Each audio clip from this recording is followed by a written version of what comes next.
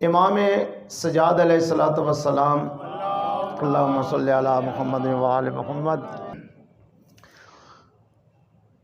ایک آدمی ہے، زہری اس کا نام ہے، اور اس نے کئی بار یہ خواہش کی تھی کہ آپ ہمارے گھر میں تشریف لائیں۔ تو مولا نے اس کو کہا کہ آپ ایسا کریں کہ اپنے گھر میں ایسا انتظام کریں، ایسا کام کریں کہ جس سے میرا آنے میں آسانی ہو جائے۔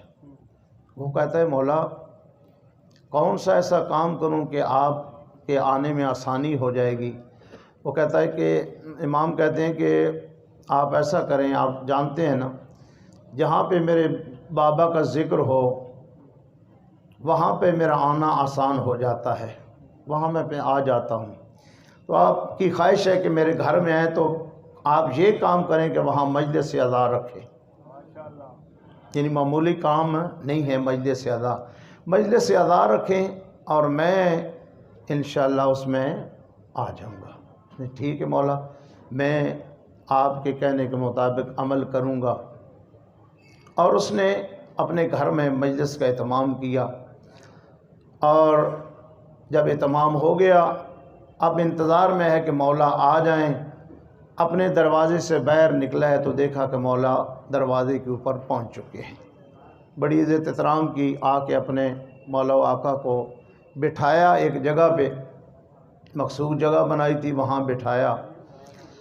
لیکن پڑھنے والے نے، ذاکر تھا یا عالم تھا، جس نے بھی مجلس پڑھی، ظاہر ہے امام کے سامنے مجلس کا پڑھنا یقیناً کوئی عالم ہی ہوگا، پڑھنے والا ہوگا۔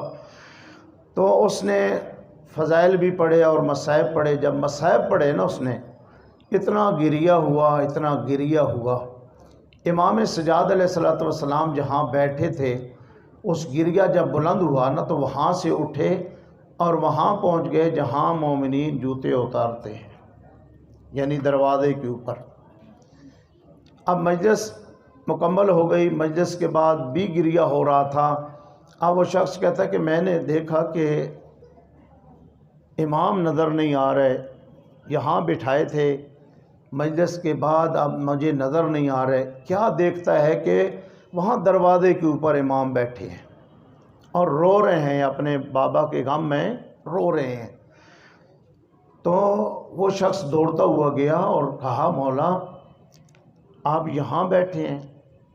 اس وقت کہا کہ میں خود نہیں آیا، میں وہاں بیٹھا تھا۔ جب میں نے دیکھا ہے کہ پڑھنے والے نے جب میرے بابا کے مصائب پڑھے ہیں، گریہ بلند ہو گیا ہے، تو میں نے دیکھا ہے کہ میری دادی یہاں تشریف لائی ہے۔ اور پھر کیسے ہو سکتا ہے میری دادی یہاں بیٹھے اور میں وہاں بیٹھوں؟ اس لیے میں یہاں آ گیا ہوں۔ دوستو معمولی اس کو نہ سمجھیں، یہاں وہ ہستیاں آتی ہیں، امام زمان علیہ الصلوۃ والسلام بھی تشریف لاتے ہیں، اور جس طرح آپ روتے ہیں اس سے کہیں زیادہ مولا حسین کے غم میں وہ ہستیاں روتی ہیں۔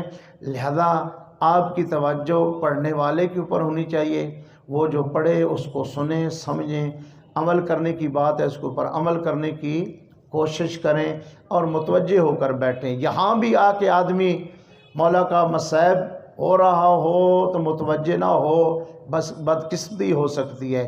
یہاں آئے تو کم از کم اس کی آنکھوں سے کچھ آنسو آنے چاہیے، چاہے تھوڑے ہی کیوں نہ ہوں تو آنے چاہیے۔ اس لیے جہاں آیا ہے کچھ لے کر جائے۔